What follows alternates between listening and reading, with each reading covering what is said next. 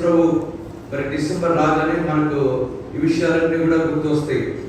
మరి గొర్రెల కాపర్లు, నక్షత్రము, గొర్రెల కాపర్లు, జ్ఞానులు, ఆ తర్వాత ఇంకా మరి యేసు ప్రభు వారి యొక్క తల్లి అయిన మరియా, సుమేరు, వీరందరూ కూడా మన జ్ఞాపకానికి వచ్చేవారు వచ్చినారు. సరే, ఇప్పుడు వారందరూ కూడా దేవుని లేక ప్రభువును స్తుతించిన వారు ఉంటున్నారు. మనం చూద్దాం. చూడండి, మొదట యేసు ప్రభు వారు పుట్టే సందర్భంలో మరియా, యేసు ప్రభు వారి యొక్క తల్లి కాబోతున్న మరియా, ఆమె దేవుని స్తుతి ఏ రీతిగా స్తుతించిందో బైబిల్లో లూకా సువార్త 1వ అధ్యాయం 46-47 వచ్చిన కొత్త నిబంధనలో పేజ్ నంబర్ 50. లూకా సువార్త 1వ అధ్యాయం 46-47 వచ్చిన. అప్పుడు మరియా ఇట్లను, నా ప్రాణము ప్రభువును కనపరుస్తున్నది, ఆయన తన దాసురాలు దీనస్థితిని కటాక్షించను. మరియా యొక్క ప్రాణము ప్రభువును కనపరుస్తున్నది. ఎందుకు ప్రభువును కనపరుస్తుందంటే ఆయన తన దాసురాలి దీనస్థితిని కటాక్షించను. తన దాసురాలి దీనస్థితిని మరి ప్రభువు కటాక్షించాడు. ఎలాంటి దీనస్థితి? 86వ కీర్తన 13వ వచనం అందరం కలిసి చూద్దాం. కీర్తన 86-13వ వచనం. కీర్తన 86-13వ వచనం. 498 పాత నిబంధనలో పేజ్ నంబర్ 498. 86వ కీర్తన 13వ వచనం అందరం కలిసి చూద్దాం. చదవండి. ప్రభువా, నా దేవా, నాయనను చూపిన కృప అధికమైనది, పాతాళ నుండి నా ప్రాణమును. ఇక్కడ మరియా నా ప్రాణము ప్రభువును కనపరుస్తున్నది, ఆయన తన దాసురాలి దీనస్థితిని కటాక్షించెను అని చెప్పడానికి, దేవుణ్ణి స్తుతించడానికి మరియా యొక్క జీవితంలో దేవుడు చేసిన కార్యం 13వ వచనం చదువుకున్నాం. పాతాళకు అగాధము నుండి నా ప్రాణమును తప్పించిన. మొదటి లైన్, ప్రభువా నా దేవా, నా ఎడల నువ్వు చూపిన కృప అధికమైనది. నా ఎడల నువ్వు చూపిన కృప అధికమైనది. మరియా జీవితంలో దేవుని దూత, గబ్రియల్ దూత మరి ప్రత్యక్షమై మరితో సెలవిచ్చిన మాట ఏదంటే, దయాప్రాప్తురాల, నీకు శుభము, ప్రభువు నీకు తోడై ఉన్నాడు. తర్వాత మాట ఉంది లూకా సువార్త 1వ అధ్యాయంలో.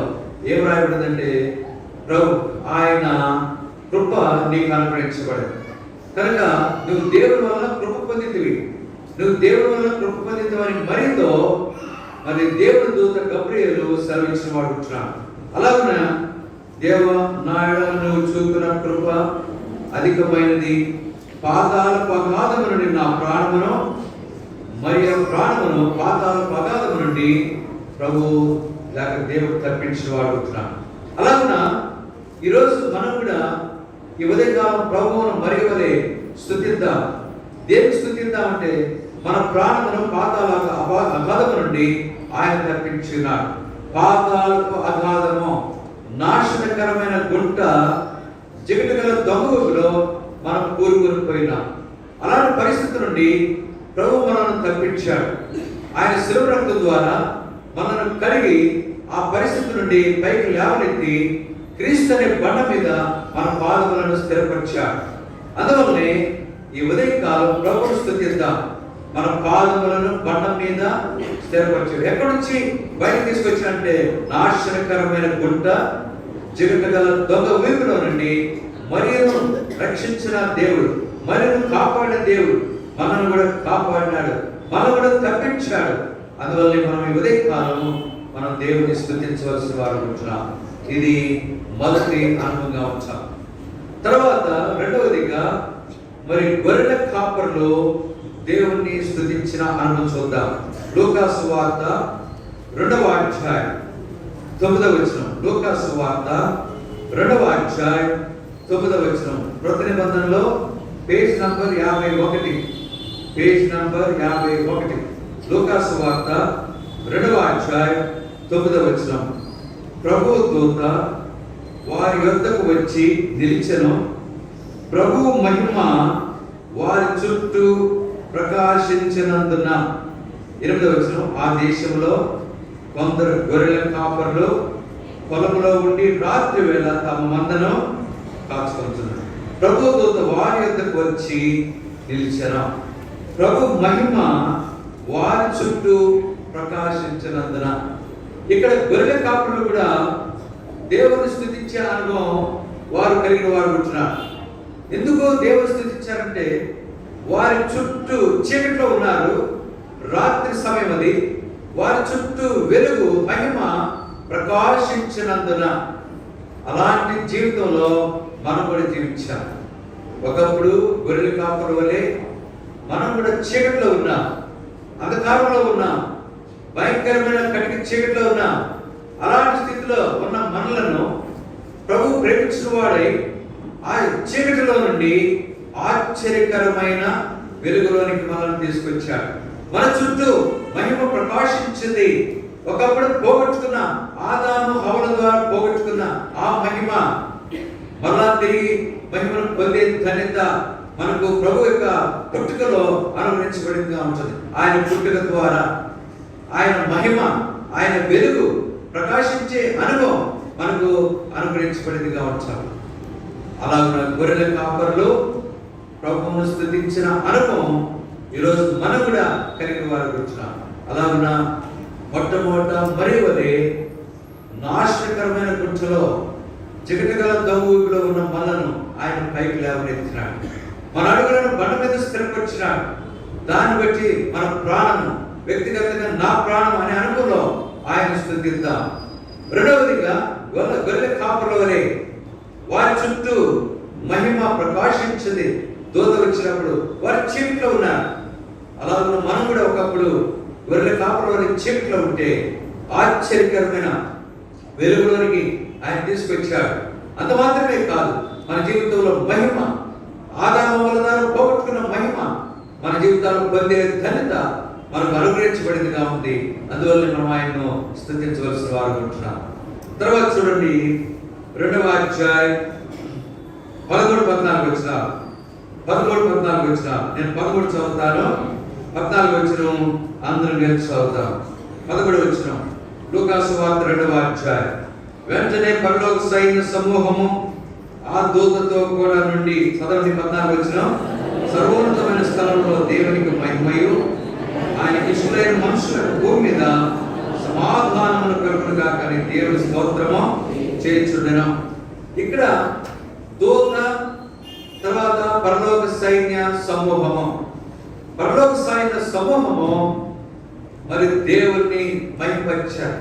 ప్రభువును స్తుతించిన అనుభవం వారు కలిగిన వారు ఉంటున్నారు. వారు ఎందుకు ప్రభువును స్తుతించారంటే చూడండి 14 వచనం, సర్వోన్నతమైన స్థలములలో దేవునికి మహిమ, తర్వాత ఆయనకి ఇష్టమైన మనుషులకు భూమి మీద సమాధానం. ఈరోజు భూమి మీద మన సమాధానం. ఒకప్పుడు మనం సమాధానం లేని జీవితంలో ఉన్నాం, దేవుడితో అసమాధానమే, అలాగే మనుషులతో అసమాధానకరమైన పరిస్థితిలో ఉన్నాం. అలాంటి పరిస్థితుల్లో యేసు ప్రభు వారి యొక్క జన్మ, ఆయన పుట్టుక మన జీవితాల్లో మరి నిజమైన సమాధానాన్ని అనుగ్రహించాడు. దేవుడితో సమాధానం. అందుకనే బైబిల్లో ఒక మాట ఉంది. ఆ మాట యొక్క అనుభవం ఎప్పుడు నెరవేర్చబడిందంటే ప్రభు యొక్క పుట్టుకలో. ఏంటి ఆ మాట? యెషయా గ్రంథం 1:18 ఏముందంటే, రండి మన వివాదము తీర్చుకుందాము, మీ పాపములు రక్తములు ఎర్రవైను అవి వెమ్మువలే తెల్లవగును, కెంపువలే ఎర్రవైనను అవి గొర్రెబొచ్చు వలె తెల్లవు. అలా ఉన్నాడు. రండి మన వివాదం తీర్చుకుందాం. దేవుడితో ఉన్న వివాదం, దేవుడితో ఉన్న అసమాధానం ఎప్పుడు మనకు తొలగిపోయిందంటే యేసు ప్రభు వారి యొక్క పుట్టుకలో మన జీవితానికి సమాధానము, ఆయనకి ఇష్టలైన మనుషులకు భూమి మీద సమాధానము అనుగ్రహించబడిందిగా ఉంటాం. అలాగ ఈ సమాధానం యొక్క అనుభవంలో ఉన్నాం కనుకనే ఈ ఉదయకాలం దేవుని స్తుతిద్దాం. మొదట మన జీవితాల్లో రక్షణ కార్యం, నాశనకరమైన గుట్టల నుండి, జగత్గల దొంగగుల నుండి మన ప్రాణాన్ని తప్పించిన కారణం చేత, మన అడుగులను బండ మీద స్థిరపరిచిన కారణం చేత ఆయన స్తుతిద్దాం. మరి వలె రెండవదిగా గొర్రెల కాపరి వలె వారి చుట్టూ మహిమ ప్రకాశించి చీకటిలో ఉన్న వారికి వెలుగు ఎలాగో అనుగ్రహించబడిందో మనం కూడా వెలుగు చీకటిలో ఉన్న ఆశ్చర్యకరమైన వెలుగులోనికి ఆ మహిమ యొక్క అనుభవం మన జీవితాల్లో ప్రభు అనుగ్రహించాడు కనుక ఆయన మనం స్తుతిద్దాం. ఇది రెండవ అనుభవం. మూడవదిగా మరి దూతయు పరలోక సైన్య సమూహము దేవుని స్తుతించారు. దేని కొరకు? భూలోకంలో సమాధానం అనుగ్రహించారు. ఒకప్పుడు మనం సమాధానం లేని జీవితంలో ఉన్నాం. అలాంటి స్థితిలో దేవుడు మనకు సమాధానాన్ని అనుగ్రహించాడు. ఆ సమాధానం బట్టి దేవుని స్తుతిద్దాం. తర్వాత చూడండి, 2వ అధ్యాయం లూకా సువార్త 2వ అధ్యాయం 27-28 వచనాల్లో సుమయోను దేవుని స్తుతించిన అనుభవం చూద్దాం. 27-28 వచనాలు. అంతటి ధర్మశాస్త్ర పద్ధతి చొప్పున ఆయన విషయమై జరిగించటకు తల్లిదండ్రులు శిష్యువైన యేసును దేవాలయంలోనికి తీసుకుని వచ్చినప్పుడు అతడు తన చేతులలో ఆయన ఎత్తుకుని దేవుని స్తుతించు. సుమయోను దేవుని స్తుతించు. యేసు ప్రభువారిని దేవాలయానికి తీసుకొచ్చినప్పుడు సుమయోను యేసు ప్రభువారిని చేతులతో ఎత్తుకున్నాడు. ఎత్తుకొని దేవుని స్తుతించాడు. స్తుతించి ఇప్పుడు ఏమన్నాడు చూడండి, 29-32 వచనాలు. నాథా, ఇప్పుడు నీ మాట చొప్పున సమాధానంతో నీ దాసుని పోనిస్తున్నావు. అన్యజనులకు నిన్ను బయలుపరచుటకు వెలుగుగాను, నీ ప్రజలైన ఇశ్రాయేలుకు మహిమగాను. ఈ మాట అందరూ కలిసి చదువుతాం. చివరి మాట అందరూ కలిసి చదువుతాం. చదవండి. నీవు సకల ప్రజల ఎదుట సిద్ధపరిచిన నీ రక్షణ నేను కనులారా చూచి. సకల ప్రజల ఎదుట నీవు సిద్ధపరిచిన రక్షణ నేను కనులారా చూచితని. రక్షణ, రక్షకుడు చూచారు. యేసు ప్రభువుని తన చేతులు ఎత్తుకుని ఆయన్ను గణపరిచాడు. ప్రభువును స్తుతించాడు, దేవుడు స్తుతించాడు. సుమయోను సకల ప్రజల ఎదుట నీవు సిద్ధపరిచిన రక్షణ నేను కనులారా చూచితని. ఈరోజు మనం ఎందుకు మనం స్తుతించాలంటే మన కనుల ఎదుట ఎవరు చూస్తున్నాం? ఎవరు చూస్తున్నాం? బైబిల్లో మాట ఉంది, విశ్వాసమున కర్తయు దాన్ని కొనసాగించువాడునైనా. మరి సుమయోనేమో సకల ప్రజల ఎదుట సిద్ధపరిచిన రక్షణను కళ్ళారా చూస్తే, ఈరోజు విశ్వాసమున కర్తయు దాన్ని కొనసాగించే యేసు వైపు మనం చూసే ధన్యత మనకు అనుగ్రహించబడింది. ఎల్లప్పుడూ ఆయన చూసే ధన్యత మనకు అనుగ్రహించబడింది. అందువలన సుమయోను వలె మనం కూడా దేవుణ్ణి స్తుతించే అనుభవం కలిగి ఉంటాం. ఇది 4వ అనుభవంగా ఉంటాం. తర్వాత మత్తయి సువార్త 2వ అధ్యాయం. మత్తయి సువార్త 2వ అధ్యాయం 10-11 వచనాలు అందరం కలిసి చదువుతాం.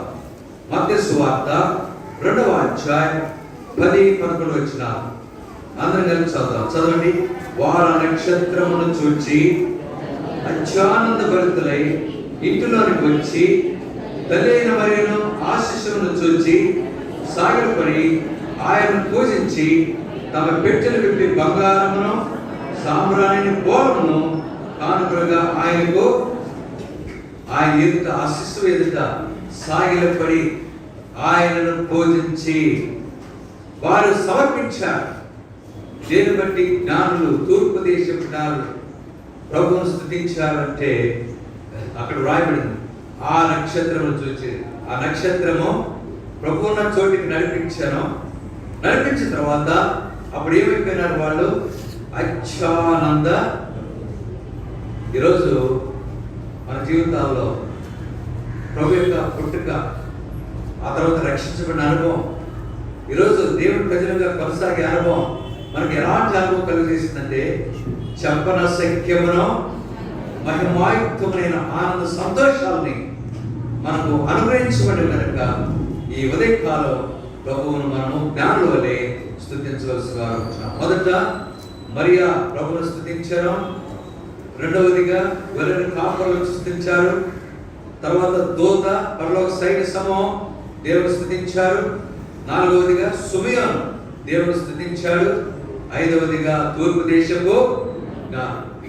ఈ మాటలను మనం దృష్టిలో పెట్టుకొని కొన్ని నిమిషాలు మాత్రమే, ఆదివారం అంటే ఆరాధన మనము ఎక్కువ టైం మనం కలిగి ఉంటాం.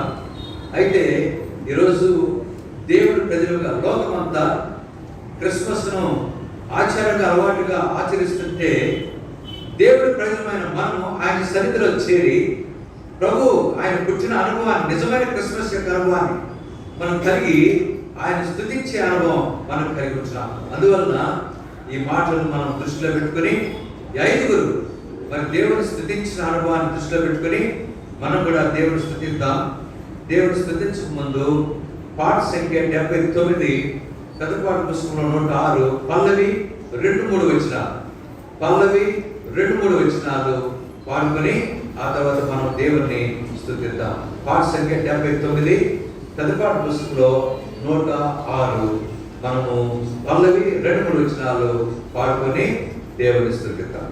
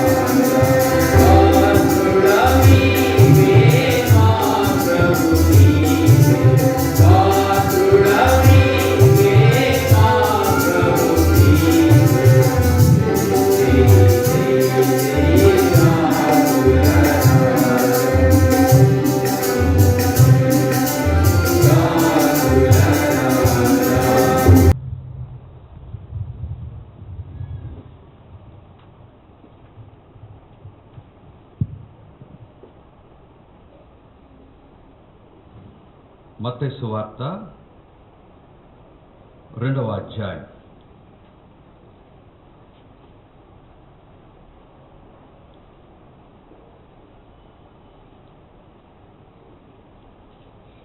మత్తయి సువార్త 2వ అధ్యాయం 1వ వచనం. 2:1 రాజు అయిన హేరోదు దినములయందు యోదయ దేశపు బేత్లెహేములో యేసు పుట్టిన పిమ్మట బేత్లెహేములో యేసు పుట్టిన పిమ్మట. దేవుడు చదివిన ఈ వాక్య భాగమును దీవించి ఈ మధ్యాహ్న సమయంలో మనందరితో తన వాక్యము ద్వారా మాట్లాడుగాక. ఈరోజు లోకమంతా కూడా క్రిస్మస్ పండుగను ఎంతో ఘనంగా వేడుకగా మరి జరుపుకుంటున్నారు. ఆచారము అలవాటుతో ఈ డిసెంబర్ 25వ తారీఖున ఈ పండుగ జరుపుకునేవారు ఉంటున్నారు.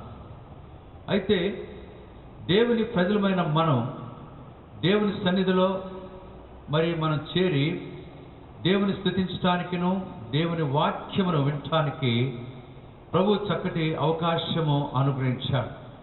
అలాగున ప్రతి సంవత్సరం డిసెంబర్ 25వ తారీఖున దేవుని మందిరంలో దేవుని ప్రజలుగా ఇలాగున దేవుని ప్రజలే కాదు అనేకులు ప్రతివారు మరి బంధువులుగా రక్షణ లేని వారు కూడా అనేకులు చేరి వచ్చిన వారు ఉంటారు. అలాగున దేవుని వాక్యము వినే ధన్యత మనకు అనుగ్రహించబడేది. అయితే దేవుని ప్రజలు నిజమైన క్రిస్మస్ యొక్క అనుభవాన్ని కలిగిన వారు ఉంటారు. నిజమైన క్రిస్మస్ ఇది చాలా ప్రాముఖ్యమైనది. నిజమైన క్రిస్మస్ యొక్క అనుభవం. సరే, ఇప్పుడు 2 ప్రాముఖ్యమైన విషయాలను జ్ఞాపకం చేసుకుందాం. మొట్టమొదట క్రిస్మస్ ఉద్దేశము, రెండవది క్రిస్మస్ సందేశము. క్రిస్మస్ ఉద్దేశము, క్రిస్మస్ సందేశము. క్రిస్మస్ యొక్క ఉద్దేశము మార్చుట. రెండవది క్రిస్మస్ సందేశము ఇచ్చుట అనే 2 విషయాలను మనకు బయలుపరుస్తుంది. క్రిస్మస్ ఉద్దేశం ఏంటంటే మార్చుట. ఏమి మార్చుట? 3 విషయాలు. క్రిస్మస్ అనేది తి అనే అక్షరం మీద ఆధారపడింది. తి అనే తెలుగు అక్షరం మీద ఆధారపడింది. క్రిస్మస్ యొక్క ఉద్దేశము మార్చుట. ఏమి మార్చుట? మానవుల స్థితి, మానవుల గతి, మానవుల మతి. మానవుల స్థితి, మానవుల గతి, మానవుల మతి మార్చే అనుభవమే క్రిస్మస్. ఇంకా పెద్దలు 3 విషయాలు తెలియపరిచారు. ఏంటి ఆ 3 విషయాలు? ఆ 3 విషయాలు కూడా మార్చడానికే ప్రభువైన యేసుక్రీస్తు వారు ఈ లోకంలో ఆయన జన్మించాడు. 3 విషయాలు ఏంటంటే ఊరు మంచిదే కానీ నీరు మంచిది కాదు. ఊరు మంచిదే కానీ నీరు మంచిది కాదు. తర్వాత పేరు మంచిదే కానీ నోరు మంచిది కాదు. మూడవది బోధ మంచిదే కానీ బ్రతుకు మంచిది కాదు. అలాగున ఈ క్రిస్మస్ యొక్క ఉద్దేశము మార్చుట. ప్రభువైన యేసుక్రీస్తు వారు ఈ లోకంలో జన్మించడం ద్వారా మార్చే అనుభవం ఆయన కలిగిన వాడుకున్నాడు. అలాగే క్రిస్మస్ సందేశం గురించి మనం మెయిన్ వర్తమానాన్ని ధ్యానించక ముందు మరి క్రిస్మస్ యొక్క సందేశంలో 5 ప్రాముఖ్యమైన విషయాలు ఉన్నాయి. ఏంటి ఆ ప్రాముఖ్యమైన విషయాలంటే, మొదట తి అనే అక్షరం, క్రిస్మస్ తి అనే అక్షరం మీద ఆధారపడిందని చెప్పారు. మొదటి తి క్రిస్మస్ తంతి. అనగా తంతి తపాల. మరి మనకు పాతకాలంలో తంతి తపాల అనేవాళ్ళు. ఏంటా తంతి తపాల యొక్క అనుభవం? తంతి లూకా సువార్త 2వ అధ్యాయం 10-11 వచనాలు వ్రాయబడింది. లూకా సువార్త 2వ అధ్యాయం 10-11 వచనాలు ఏం వ్రాయబడిందంటే, ఇదిగో ప్రజలందరికీ కలుగు మహా సంతోషకరమైన సువర్తమానం నేడు మీకు తెలియజేస్తున్నాను. ఏంటా సువర్తమానం? దావీదు పట్టణమందు నేడు రక్షకుడు మీ కొరకు పుట్టి ఉన్నాడు. ఈయన ప్రభు అయిన క్రీస్తు.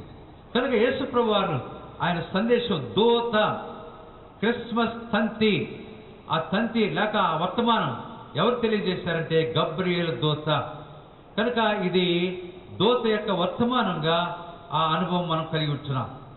రెండవది, క్రిస్మస్ సందేశంలో క్రిస్మస్ భ్రాంతి, టీ అనే అక్షరం ఉంది, భ్రాంతి, క్రిస్మస్ భ్రాంతి. ఈ క్రిస్మస్ భ్రాంతి యొక్క అనుభవం గొర్రెల కాపర్లు కలిగి ఉన్నారు. వారు రాత్రి వేళ గొర్రెలు కాచుకుంటున్నారు. అకస్మాత్తుగా దూత వారికి ప్రత్యక్షమై వారి చుట్టూ వెలుగు ప్రకాశించారు, మహిమ ప్రకాశిస్తే అక్కడ ఏం రాయబడిందంటే 8వ వచనంలో, లూకా సువార్త 2వ అధ్యాయం 8వ వచనం చివరిలో ఏముంటుందంటే, వారు మిక్కిలి భయపడిరా. కనుక క్రిస్మస్ భ్రాంతి అనేది గొర్రెల కాపర్లకు ఇవ్వబడిన వర్తమానం, లేకపోతే ప్రత్యక్షతగా మనం చూస్తున్నాం. ఇది రెండవ అనుభవం. మొదటిది క్రిస్మస్ తంతి, రెండవది క్రిస్మస్ భ్రాంతి. మూడవదిగా క్రిస్మస్ కాంతి మనందరం ఎరుగుదాం. నవంబర్ 25వ తారీఖునే చాలా స్థలాల్లో మరి ఇళ్ల దగ్గర కానీ రోడ్ల మీద వెలుగు ప్రకాశిస్తుంది. ఏ వెలుగు? నక్షత్రం. కనుక కాంతి, నక్షత్రం యొక్క ప్రకాశత అనేకులు కలిగిన వారు కూర్చున్నారు. మరి ఈ దినాల ఇళ్లలో కూడా చాలామంది చిన్న చిన్న ట్రీలు, క్రిస్మస్ ట్రీలు పెట్టుకుని వాటి మీద నక్షత్రాలు పెట్టుకుని వాటిలో బల్బు పెట్టుకుని వెలిగించుకునేవారు ఉంటారు. కనుక నక్షత్రము కాంతి, క్రిస్మస్ కాంతి యొక్క ఉద్దేశం నక్షత్రము. ఆ నక్షత్రమే జ్ఞానులకు దారి చూపిన అనుభవం మనం ఎరుగుదాం. కనుక క్రిస్మస్ తంతి, క్రిస్మస్ భ్రాంతి, మూడవది క్రిస్మస్ కాంతి. నాలుగవదిగా క్రిస్మస్ జయంతి. యేసు పుట్టిన పిమ్మట జయంతి అనగా పుట్టుక యొక్క అనుభవం. ఆ పుట్టుక యొక్క అనుభవం ఎవరు కలిగి ఉన్నారంటే జ్ఞానులు, తూర్పు దేశపు జ్ఞానులు. అందుకని వారు మార్గంలో వస్తున్నారు, నక్షత్రం వారికి దారి చూపిస్తుంది. ఉన్నట్టుండి యెరూషలేముకి వచ్చి వాళ్ళు దారి తప్పిపోయారు, మార్గం తప్పారు. ఎక్కడికి వెళ్ళారు? యేసు ప్రభు దగ్గరికి రాకుండా ఎక్కడికి వెళ్ళారు? హేరోదు రాజు దగ్గరికి వెళ్ళారు. అప్పుడు వాళ్ళు అంటున్నారు, ఏమని అన్నారు? హేరోదు దగ్గరికి వచ్చి, యూదుల రాజుగా పుట్టినవాడు ఎక్కడ? మేము ఆయన నక్షత్రం చూసి ఆయనను పూజింపవచ్చితమి అన్నారు. ఆయన నక్షత్రం చూచి ఆయన పూజింపవచ్చితమి, ఆయన పుట్టినప్పుడు. కనుక క్రిస్మస్ జయంతి యొక్క అనుభవం తూర్పు దేశపు జ్ఞానులు కలిగిన వారు కూర్చున్నారు. ఇది నాలుగవ అనుభవంగా ఉంటారు. ఐదవదిగా క్రిస్మస్ శాంతి. అందుకనే మనకు ఇదివరకు పుస్తకాలు ఉండేవి, సువార్తలు. ఏం పుస్తకాలంటే శాంతి సందేశం అనే పుస్తకం ఉండేది.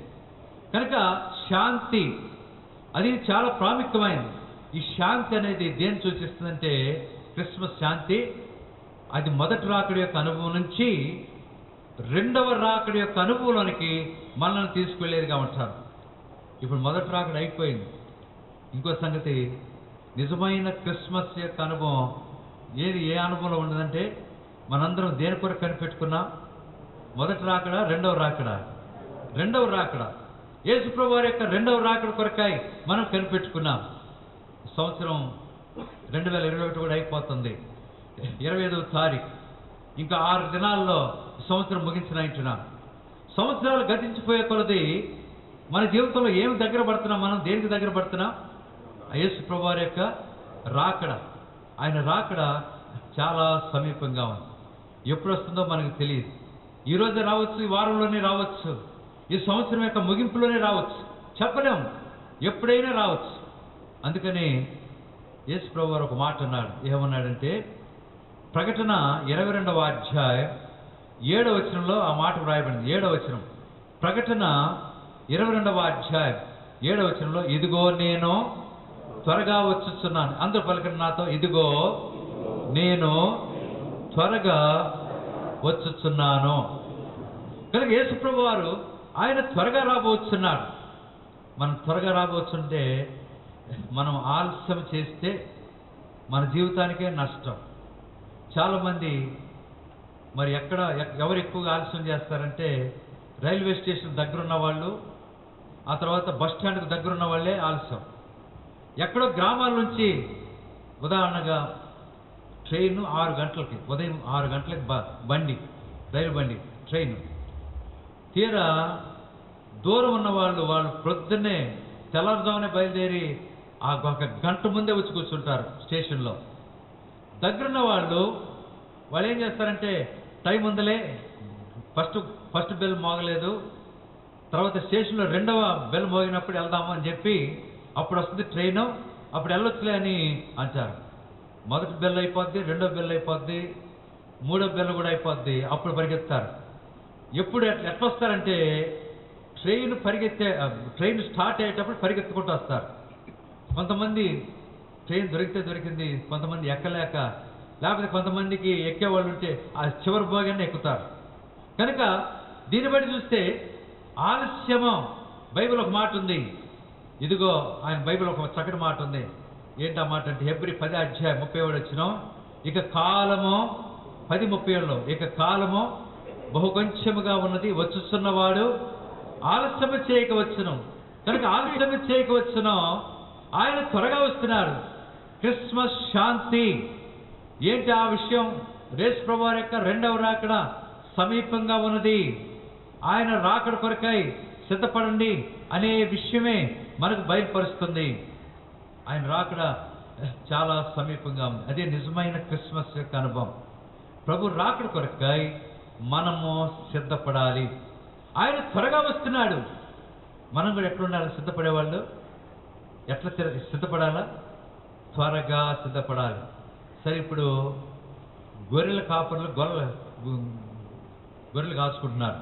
గొల్లలు కాచుకుంటున్నప్పుడు దూత వర్తమానం వచ్చింది. దావీదు పట్టణమందు నేడు రక్షకుడు మీ కొరకు పుట్టి ఉన్నాడు. ఆ వర్తమానం విన్న తర్వాత ఆ గొర్రెల కాపరులు ఏం చేశారు? ఎట్లా వెళ్ళారంట ప్రభు దగ్గరికి? వాళ్ళ గురించి రాయబడిన చూడండి. లూకాసు సువార్త 2వ అధ్యాయం. లూకాసు సువార్త 2వ అధ్యాయం 15-16 లూకాసు సువార్త 2వ అధ్యాయం 15-16 ఆ దూతలు తమ యొద్ద నుండి పరలోకమునకు వెళ్ళిన తర్వాత ఆ గొర్రెల కాపురులు జరిగిన ఈ కార్యమును ప్రభు మనకు తెలియజేయించి ఉన్నాడు. మనము బేత్లెహేము వరకు వెళ్ళి చూతము రండి ఒకరితోనొకడు చెప్పుకుని. 16 అందరం కలిసి చదువుదాం. 16 చదవండి. త్వరగా వెళ్ళి మరియును యోసేపును తొట్టిలో పండుకొని ఉన్న శిశువును వారు త్వరగా వెళ్ళి. ఈరోజు ప్రభు రాకడ, ఆయన త్వరగా రాబోస్తుండగా మనం కూడా ఎట్లా సిద్ధపడాలంటే త్వరగా సిద్ధపడాలి. ఆలస్యము చేస్తే, ఒకవేళ ప్రభు వస్తే విడిచిపెట్టబడితే మన సంగతి ఏంటి? ఒకసారి తీవ్రంగా ఆలోచించాలి. ప్రభు ఆలస్యం చేస్తున్నాడు, ఆయన రాకడ ఆలస్యం అయిపోయిందని మనం కానీ ఆలస్యం చేస్తే చివరికి రానే వస్తాడు. మన పరిస్థితి చాలా భయంకరం. విడిచిపెట్టబడే పరిస్థితి మనం కలిగి ఉండేవారు ఉంటాము. చిన్నప్పుడు స్కూల్లో చదువుకునేటప్పుడు తెలుగు పాఠ్య గ్రంథంలో ఒక పాఠం ఉంది. ఏంటంటే, పిల్లవాడు తండ్రిని ఆట పట్టించిన పాఠం ఏంటంటే, పులి, నాయనా పులి. సరే, వాళ్ళ నాన్న మంచి పనిలో ఉన్నాడు. తీరా పిల్లవాడు ఏం చేశాడు? ఆట పట్టిద్దామని నాయనా పులి అన్నాడు. పాపం వాళ్ళ నాన్న పని అక్కడ వదిలిపెట్టి గబగబా వచ్చి చూస్తే పులి లేదు. సరే, వెళ్ళిపోయాడు, పని చేసుకుంటున్నాడు. కొంతసేపటికి మళ్ళా పిల్లవాడు నాయనా పులి అన్నాడు. అనగా నా పని అక్కడ వదిలిపెట్టి పరిగెత్తుకుంటూ వచ్చాడు. వస్తే లేదు. వీడేదో నన్ను ఆట పట్టిస్తున్నాడు అనుకున్నాడు. మూడోసారి నిజంగానే వచ్చింది. మేకం పట్టుకుంది, తీసుకెళ్ళిపోతుంటే నాయనా పులి అని కేకలు పెడుతున్నా ఆ తండ్రి రాల. చివరికి అన్నంత పని జరిగిపోయింది. పులి రాని వచ్చింది, మేకను తీసుకెళ్ళిపోయింది. ఎందుకు చెప్తున్నానంటే, మరి బైబిల్ ఒక మాట ఉంది. మీరు అనుకునని గడియలో మనుష్య కుమారుడు వచ్చిన కనుకనే మీరునో సిద్ధముగా ఉండడి. మీరు అనుకునని గడియలో మనుష్య కుమారుడు వచ్చునో కనుక మనం ఎప్పుడైతే అజాగ్రత్తగా ఉంటామో, అనుకోమో, అలక్ష్యంగా ఉంటామో, అప్పుడే ప్రభు రాకడ సమీపించేదిగా ఉంటుంది. ఆయన వచ్చేవాడు ఉంటాడు. వచ్చిన తర్వాత జరిగిపోవాల్సింది జరిగిపోయిన తర్వాత మనం చేయగలిగింది ఏమీయో లేదు. అందుకని ఆయన రాకముందే మన జీవితాలను సిద్ధపరచుకొని త్వరగా అనే అనుభవం మనం కలిగిన వారం ఉండాలి. అందువలన ఈ మధ్యాహ్నం క్రిస్మస్, నిజమైన క్రిస్మస్ సందేశాన్ని మనము బైబిల్లో త్వరగా అనే మాట ద్వారా మనం ధ్యానించనంటున్నాం. ఏ విషయాల్లో మనం త్వరపడాలి ఆయన రాకడ సమీపిస్తుండగా అనే దాని కొరకై 7 వాక్యములు బైబిల్లో మనం జ్ఞాపకం చేసుకుందాం. త్వరగా అనే అంశాన్ని మనం ధ్యానించబోతున్నాం. మరి గొల్లలు త్వరగా వెళ్ళి అనే మాట తర్వాత చూడండి. మరియ కూడా ఏం చేసిందో లూకా సువార్త 1వ అధ్యాయం 39వ వచనం. లూకా సువార్త 1వ అధ్యాయం 39వ వచనం. దూత వర్తమానం విన్న తర్వాత మరియ ఏం చేసిందో అందరం కలిసి ఆ వాక్యాన్ని చదువుదాం. చదవండి. ఆ దినములందు మరియ లేచి యోధా ప్రదేశంలోని కొండ సీమలోనున్న ఒక ఊరికి త్వరగా వెళ్ళి, మరియ కూడా ఎట్లా వెళ్ళిందంట? త్వరగా వెళ్ళి. గొల్లలు ఎట్లొచ్చారు ప్రభుని చూడటానికి? త్వరగా వచ్చి. కనుక ఈరోజు త్వరగా అనే అనుభవం మన జీవితాల్లో ప్రభు ఇచ్చే క్రిస్మస్, నిజమైన క్రిస్మస్ యొక్క సందేశంగా ఉంటాం. 7 సంగతులు బైబిల్లో మనం జ్ఞాపకం చేసుకుందాం. చూడండి. మొదటిగా లూకా సువార్త 19వ అధ్యాయం. లూకా సువార్త 19వ అధ్యాయం 5వ వచనం. లూకా సువార్త 19వ అధ్యాయం 5, 6 వచనాలు. క్రొత్త నిబంధనలో పేజ్ నంబర్ 71. Page number 71. లూకా సువార్త 19వ అధ్యాయం 5వ వచనం, 6వ వచనం. యేసు ఆ చోటికి వచ్చినప్పుడు కన్నులెత్తి చూచి, జక్కయ్య త్వరగా దిగుము, నేడు నేను నీ ఇంట నుండవలసి ఉన్నదని అతనితో చెప్పగా, 6వ వచనం అందరం కలిసి చదువుదాం. చదవండి.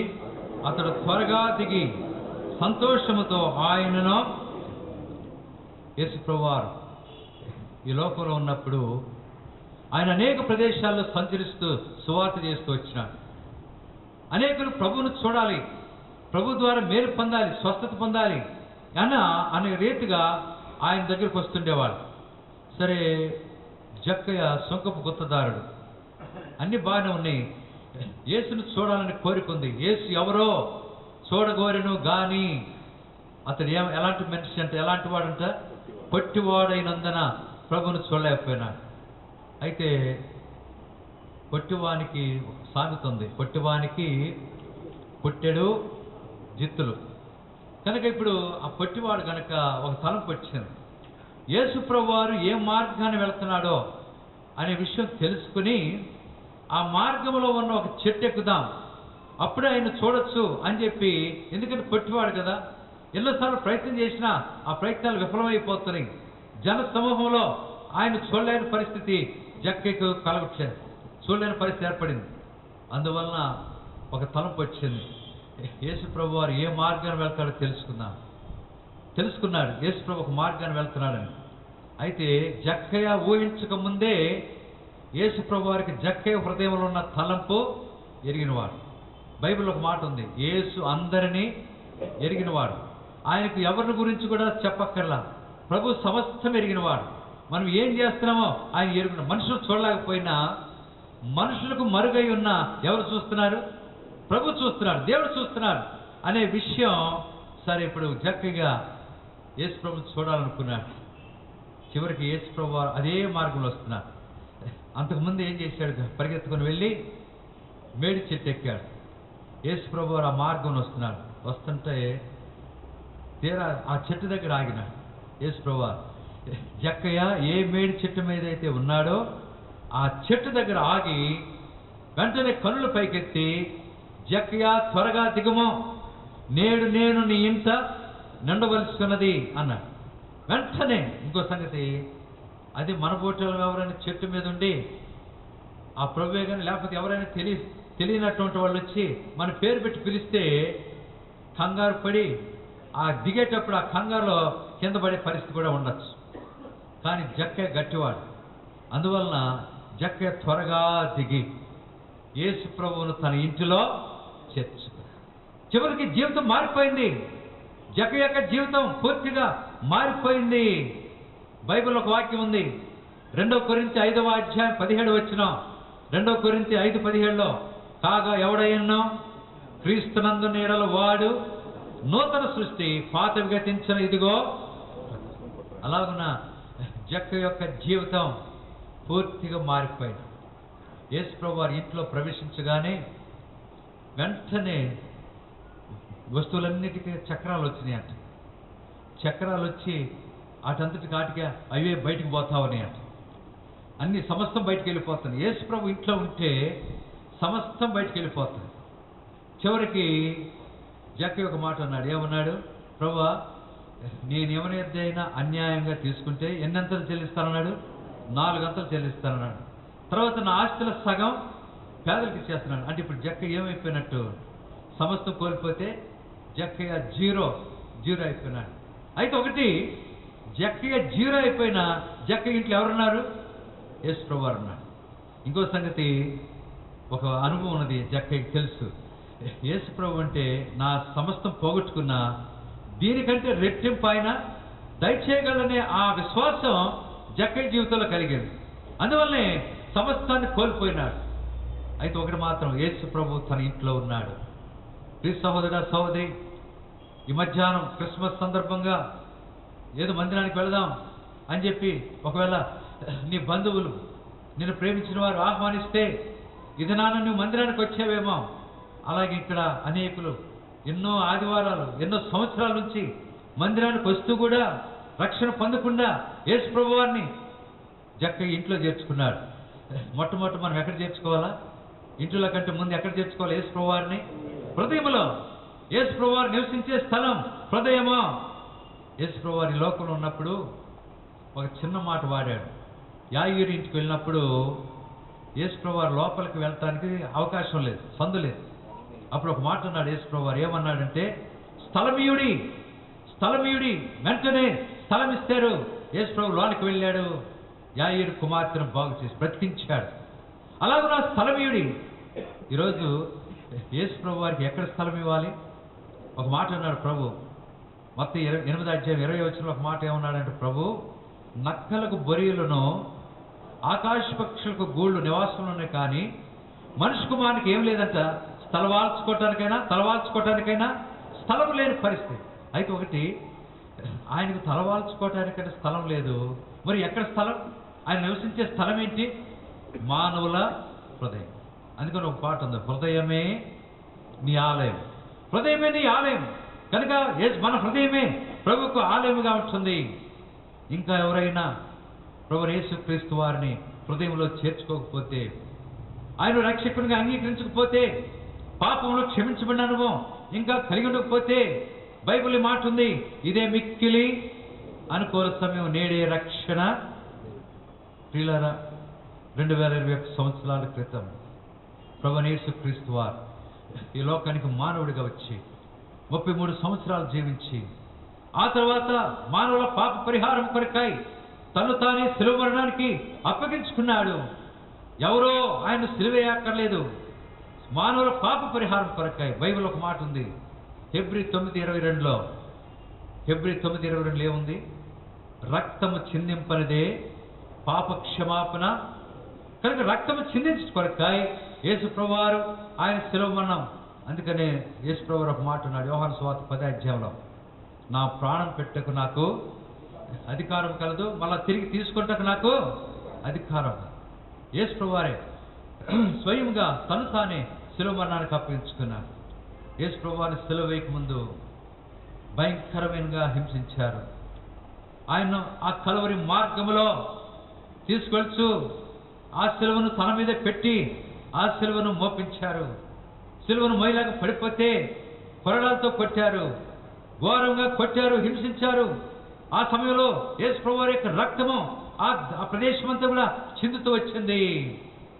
చివరికి కొట్టుకుంటా యేసు ప్రభువారిని కలవరిగిరి గొల్గోతా కొండపైకి తీసుకెళ్లారు. ఆ కలువరి మార్గములో యేసు సిలువను మోసెను. ఆ కలువరి మార్గములో యేసు సిలువను మోసెను. రక్షణ ఓ సోదరా, నెమ్మది నివ్వను ఓ సోదరి. రక్షణ నివ్వను ఓ సోదరా, నెమ్మది నివ్వను ఓ సోదరి. ఆ కలువరి మార్గములో యేసు సిలువను మోసెను. ఆ కలువరి మార్గములో కనుక యేసు ప్రభువారు ఆ కలువరి మార్గములో ఆయన సిలువను మోసుకుంటూ చివరికి ఆయన మీద కాండ్రించి ముఖం మీద ఉమ్మి వేశారు.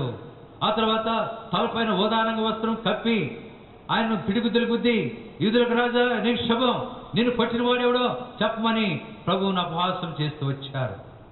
చివరికి గొల్గోతా కొండపైకి తీసుకెళ్ళి ఆయన్ను శిలువ మీద పడుకోబెట్టి చేతుల్లో మేకులు కొట్టారు, కాళ్ళలో మేకు కొట్టారు, తలలో ముళ్ళ కిరీటం పెట్టబడింది. భయంకరమైన పరిస్థితి.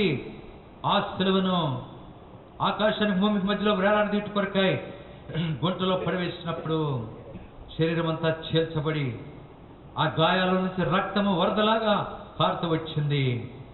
చివరికి యేసు ప్రభువారు ఆ శిలువలో కేక వేస్తున్నాడు. ఏమని? నా దేవా, నా దేవా, నన్నెందుకు చేయి విడిచితివి? తండ్రి కూడా కుమారుని యొక్క చేయి విడిచిపెట్టాల్సిన పరిస్థితి వచ్చింది. ఆ శిలువలో వేలాడుతున్నప్పుడు ఆ దేశమంతా చీకటి కమ్మింది. భయంకరమైన పరిస్థితి. ఆ చీకటిలో యేసు ప్రభువారు ఎర్రని పేవలే వేలాడుతూ కేకలు పెడతా ఉన్నాడు.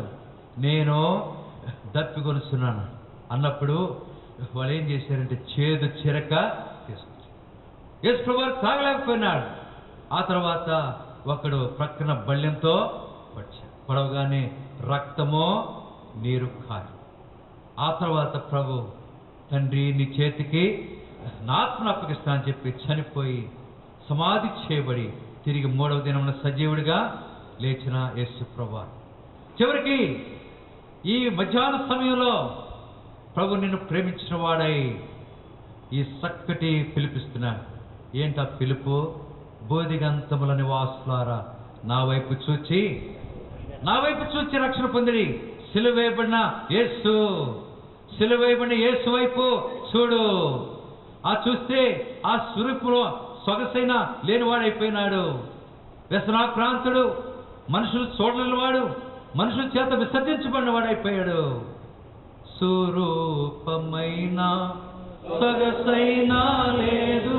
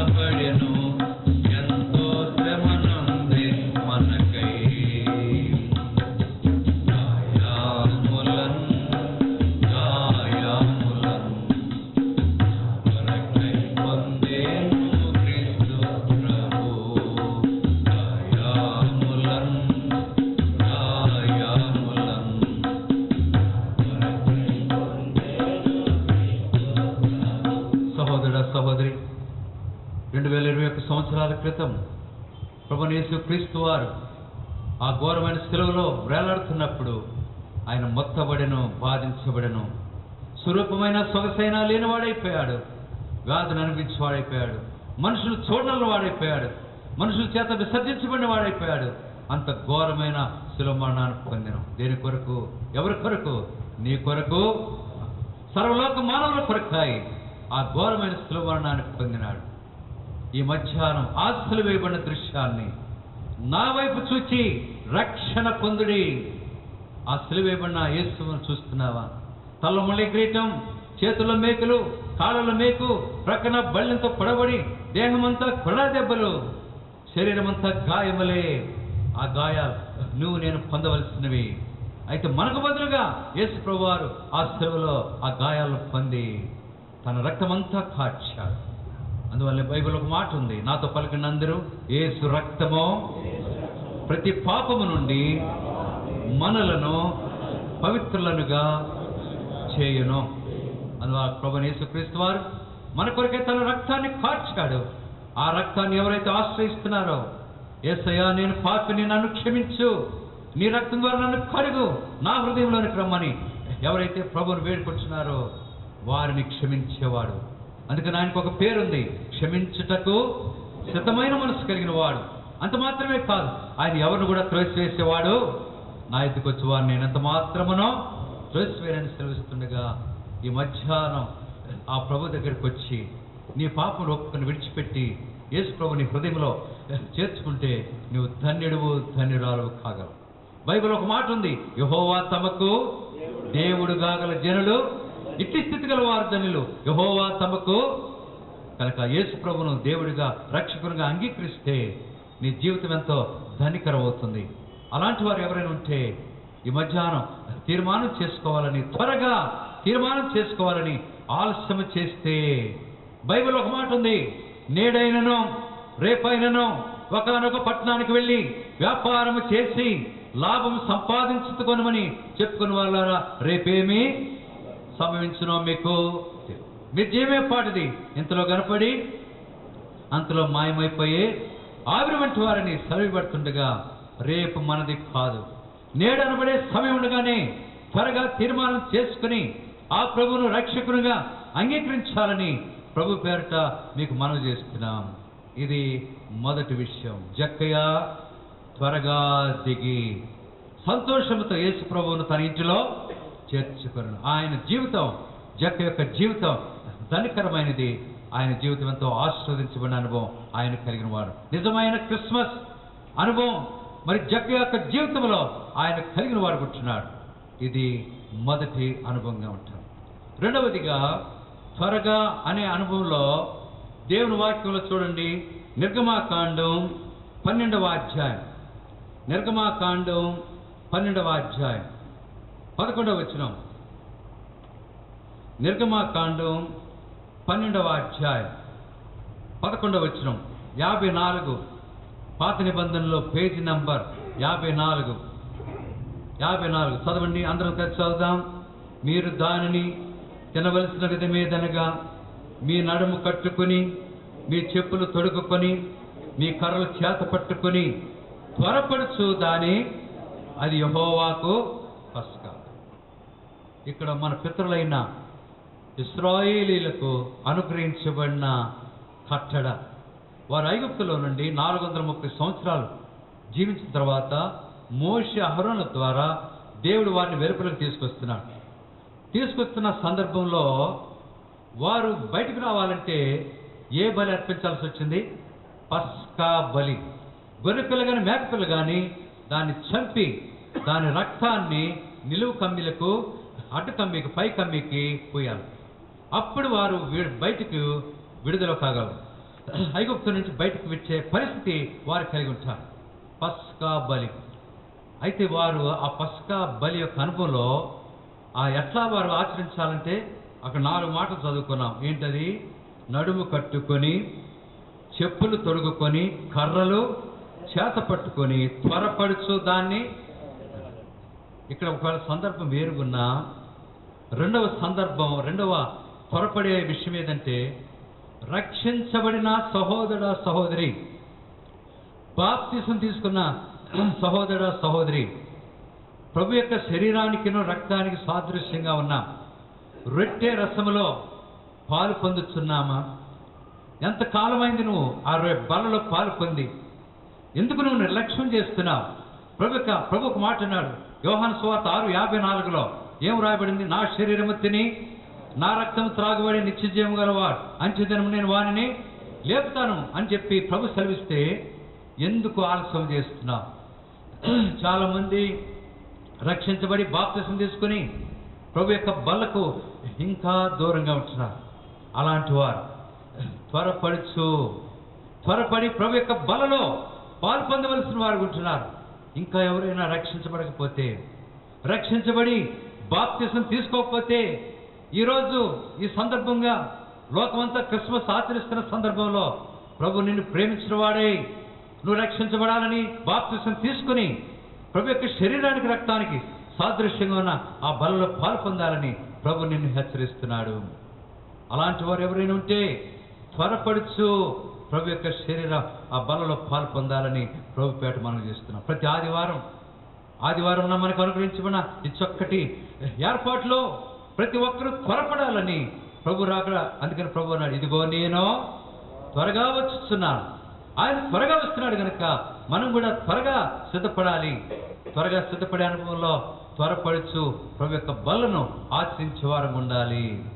ఇది రెండవ అనుభవంగా ఉంటాను. మూడవదిగా చూడండి, త్వరగా అనే అనుభవంలో కీర్తన 119 60వ వచనం. కీర్తన 119 60వ వచనం. కీర్తన 119 60 517. పాత నిబంధనలో 517. కీర్తన 119 60వ వచనం. చదవండి, అందరం చదువుదాం.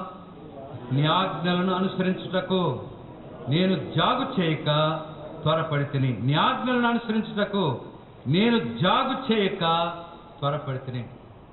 దేవుని వాక్యం, కట్టడలు, ఆజ్ఞలు, ఆయన యొక్క మరి ధర్మశాస్త్రం యొక్క అనుభవంలో దేవుని వాక్యాన్ని అనుసరిస్తున్నామా? దేవుని వాక్యాన్ని ఎట్లా చదవాలి? దేవుని వాక్యాన్ని ఎట్లా వినాలి? దేవుని వాక్యాన్ని ఎట్లా ధ్యానించాలంటే త్వరపడచ్చు. ఈ దినాల్లో మిగతా విషయాల్లో త్వరపడతాం, కానీ మన సొంత పనులు లేక మన యొక్క కార్యములు, మనం తినే విషయాలు, పని చేసుకునే విషయాలు త్వరపడతాం, కానీ దేవుని వాక్య విషయంలో త్వరపడే వారం ఉండము. దేవుని వాక్యాన్ని త్వరపడి చదవాలి. దేవుని వాక్యాన్ని త్వరపడి వినాలి. దేవుని వాక్యాన్ని త్వరపడుచు ధ్యానించే అనుభవం మనం కలిగిన వారం ఉండాలి. దేవుని వాక్యాన్ని వింటున్నామా? దేవుని వాక్యాన్ని శ్రద్ధతో ఆలకిస్తున్నామా? మన అంశం ఏంటి? మన అంశం త్వరపడుచు. దాని కొరకై నిజమైన క్రిస్మస్ యొక్క వాక్యాన్ని ఒకటి జ్ఞాపకం చేసుకున్నాం. ఏంటి ప్రభు చెప్పిన మాట? ఇదిగో నేను త్వరగా వస్తున్నాను. మర్చిపోబాకండి. కనుక దేవుని వాక్యాన్ని చాలామంది ఎట్లుంటారంటే, చాలా స్థలాలకు వెళ్ళినప్పుడు గమనిస్తుంటారు. వాళ్ళకి నేను హెచ్చరిస్తాను, ఏమని? మందిరానికి రండి, పాటలు చక్కగా పాడండి, తర్వాత చప్పట్లు కొట్టండి, తర్వాత అన్నగారు అక్కడ సేవకుడు లేకపోతే ఎవరైనా కానీ వాక్యానికి నిలబడినప్పుడు మీరు కూడా మొదలు పెట్టండి అంటారు. ఏంటి మొదలు పెట్టేది? నిద్ర. తోలతో మొదలు పెట్టండి. మళ్ళీ ఎప్పుడు లేవాలి? అన్నగారు వాక్యం ముగించేటప్పటికి అప్పుడు లెగవండి. లేచిన తర్వాత ఇంటికి పోండి. అబ్బో ఏం వాక్యం అనండి. తర్వాత ఏంటి మొదట ఏం చెప్పారంటే, నేను కొంచెం ఆలస్యంగా వెళ్ళాలి అనండి. రెండవదిగా మధ్యలో ఏం చెప్పారంటే నిద్రపోయానండి. చివరిలో ఏం చెప్పారంటే లేచి మళ్ళీ తిరిగి వచ్చేసానని చెప్పండి. దానికోసం మన మందిరానికి వెళ్ళేది. దేవుని వాక్యాన్ని శ్రద్ధతో త్వరపడి వాక్యాన్ని ఆలకించే అనుభవం మనం కలిగిన వారు ఉండాలి. దేవుని వాక్యాన్ని వింటున్నామా? ఈరోజు దేవుని వాక్యాన్ని చదువుకున్నామా? బైబిల్ చదువుకుని వచ్చామా? దేవుని వాక్యాన్ని ధ్యానిస్తున్నామా? దేవుని వాక్యాన్ని శ్రద్ధతో ఎక్కడ చెప్పబడినా ఆలకించే వారు ఉంటున్నామా?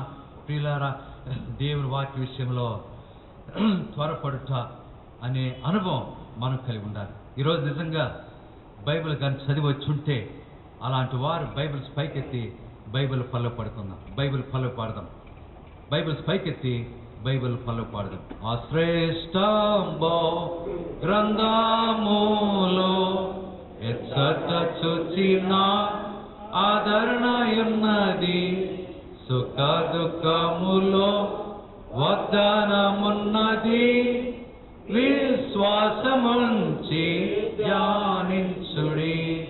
అశ్రేష్ఠ గ్రంథములో ఎచ్చట చూచిన ఆదరణయున్నది, సుఖ దుఃఖములో వాగ్దానమున్నది, విశ్వాసముంచి ధ్యానించుడి. కనుక సోదర సోదరి, ఎల్లప్పుడు కూడా దేవుని వాక్యాన్ని ప్రేమిద్దాం. దేవుని వాక్యాన్ని చదివి ధ్యానించి దేవుని వాక్యాన్ని శ్రద్ధతో ఆలకించే అనుభవం మనం కలిగిన వారు ఉందాం. అదే మన జీవితానికి ఎంతో క్షేమం. పోయిన ఆదివారం మన కొండ మీద ఆశీస్సులు గారు ప్రభుమహిమలోనికి వెళ్ళారు. ఆయన మిస్సెస్ సహోదరి భార్య సెకండ్ సర్వీస్ మందిరానికి వస్తుంది. మందిరానికి వస్తూ ఆ రోడ్డు దిగు రావాలి. వస్తున్నప్పుడు కుర్రోళ్ళు మోటార్ సైకిల్ మీద స్పీడ్గా వెళుతున్నారు.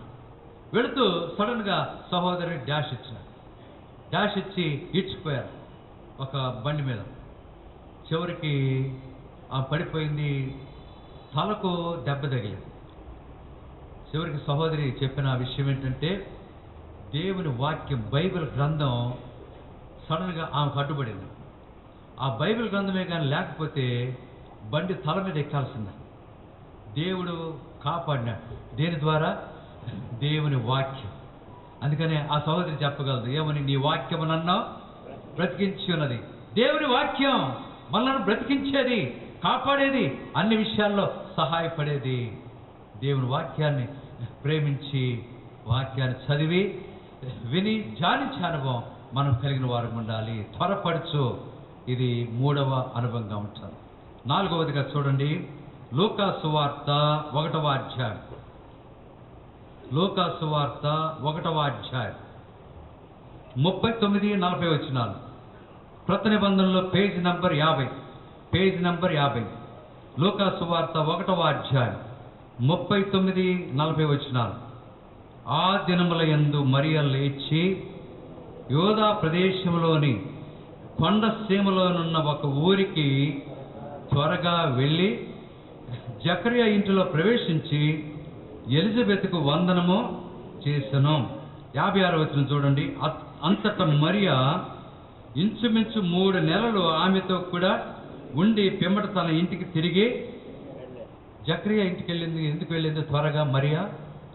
మరియ ఒక వార్త ఉంది, నువ్వు గర్భవతి, కుమారుని కంటావు, ఇమ్మానుయేలు అని పేరు, సర్వవంతుడై దేవుని కుమారుడు అనబడును, ఇవన్నీ విన్న తర్వాత ఎక్కడికి వెళ్ళింది? కొండ సీమలోనున్న జకరియా ఎలిజబెత్ ఇంటికి వెళ్ళింది. ఎందుకు వెళ్ళిందంటే అక్కడ వారితో కలిసి దేని కొరకు? ముచ్చట్లు వేసుకోవటానిక. ఎవరైనా బంధువులు ఎవరైనా తెలిసిన వాళ్ళు వస్తే ఇక ముచ్చట్లే సరిపోతాయి. వారితో వాక్యము కానీ ప్రార్థన అనే అనుభవం కలిగి ఉండరు. ఇక ముచ్చట్లతోనే బైబిల్ ఏం ముచ్చట్లని ఉంది?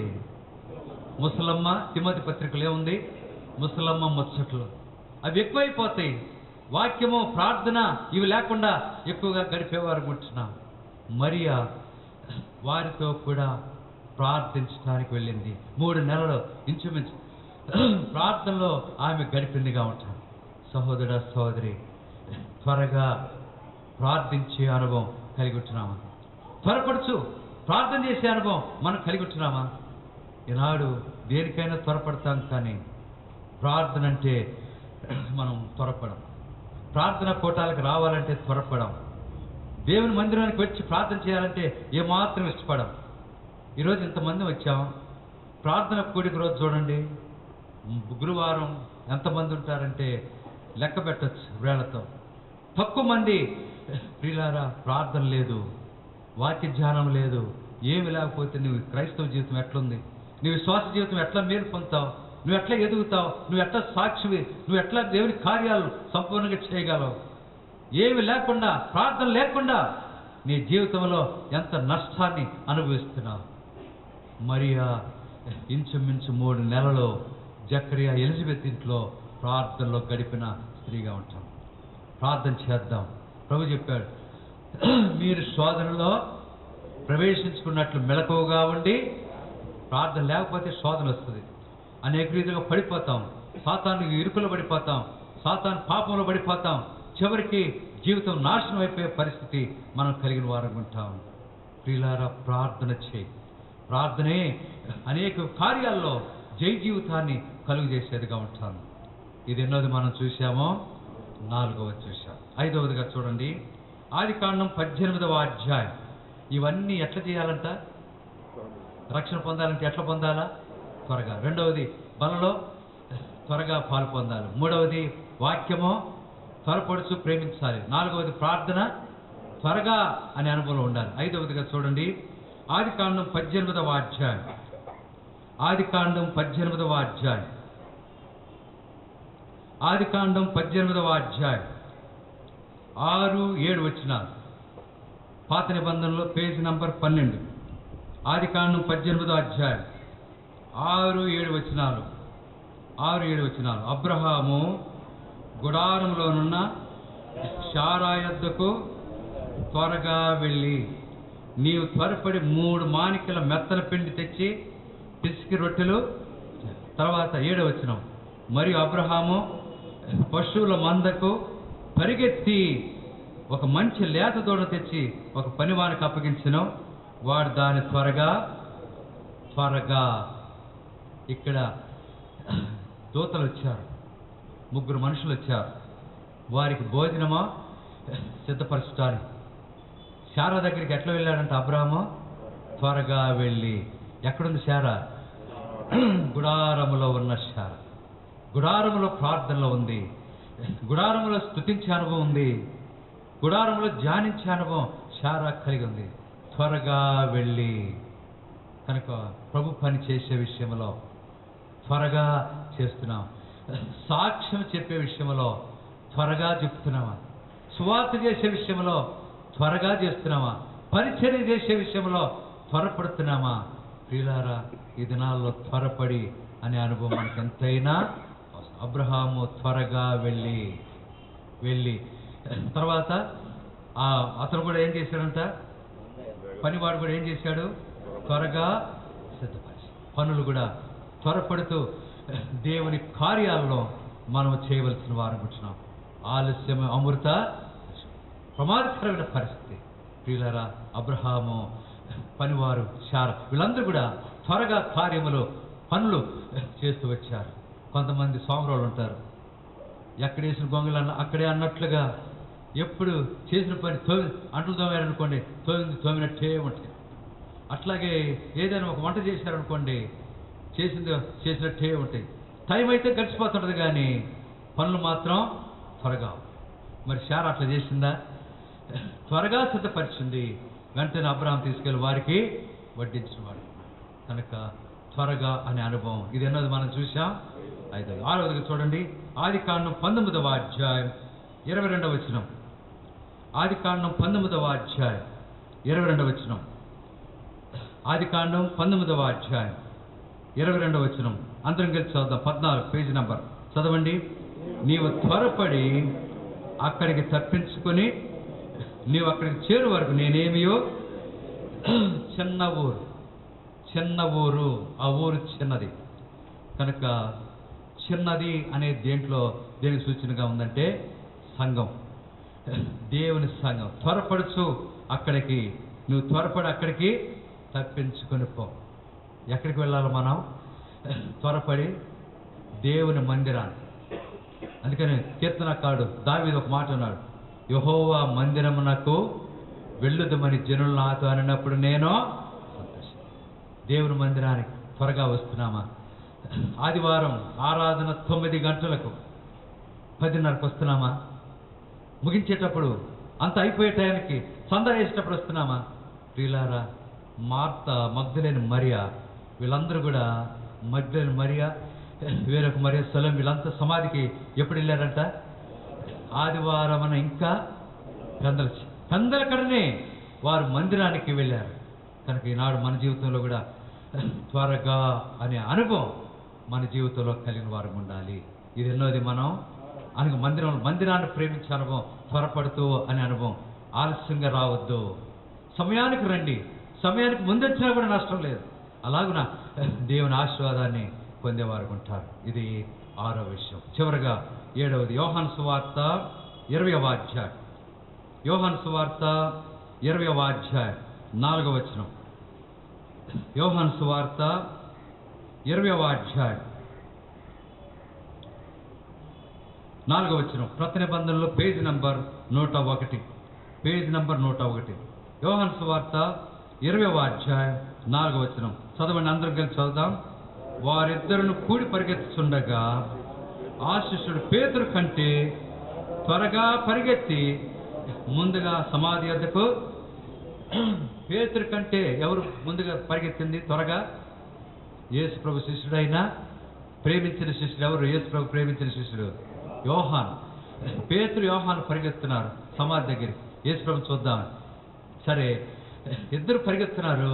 ఎవరు ఎక్కువగా పరిగెత్తున్నారు త్వరగా? యోహాను.